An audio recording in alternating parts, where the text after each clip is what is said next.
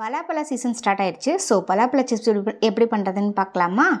நல்லா ஸ்வீட்டான பலாப்பழம் எடுத்துக்கோங்க. பலாப்பழம்னாலே நல்லா ஸ்வீட்டாகவும் டேஸ்டியாகவும் இருக்கும். இப்போ இந்த பலாப்பழத்தில் இருக்க விதையை ரிமூவ் பண்ணிவிட்டு இந்த பழத்தை குட்டி குட்டி பீஸாக நம்ம கட் பண்ணிக்கலாம்.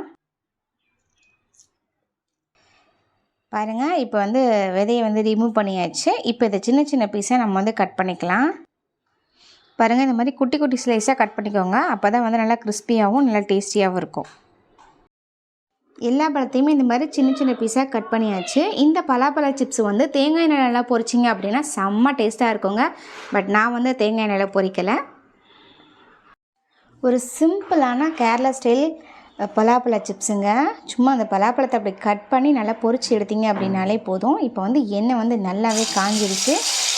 நம்ம கட் பண்ணி வச்சுருக்க பலாப்பழத்தை இந்த மாதிரி தூவி விட்டுக்கலாம். அடுப்பை மீடியம் ஃப்ளேமில் வச்சுக்கோங்க. பழத்தை ஆட் பண்ணதுக்கப்புறம் பாருங்கள், இந்த சிப்ஸ் நல்லா பொன்னிறமாக பொரித்து எடுத்துக்கணும்.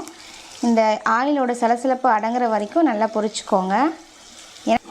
நான் ஃபுல்லாகவே ஆட் பண்ணியிருக்கிறது எல்லாமே நல்ல பழம், அதனால் நல்லா பொரித்து எடுத்தீங்க அப்படின்னா தான் நல்லா கிறிஸ்பியாக இருக்கும். அடுப்பை மீடியம் ஃப்ளேமில் வச்சு பொரிச்சுக்கோங்க.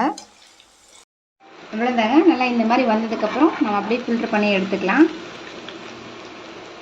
நான் நல்லா பழமாக சேர்த்துருக்கேன். நீங்கள் லைட்டான பழத்தை தான் சேர்க்கணும். அப்படி சேர்த்திங்கன்னா நல்லா ஸ்வீட் கொஞ்சம் கம்மியாகவும் நல்லா கிறிஸ்பியாக இருக்கும். ரொம்ப பழமாக சேர்த்திங்க அப்படின்னா ரொம்ப திகட்ட ஆரம்பிச்சிடும்.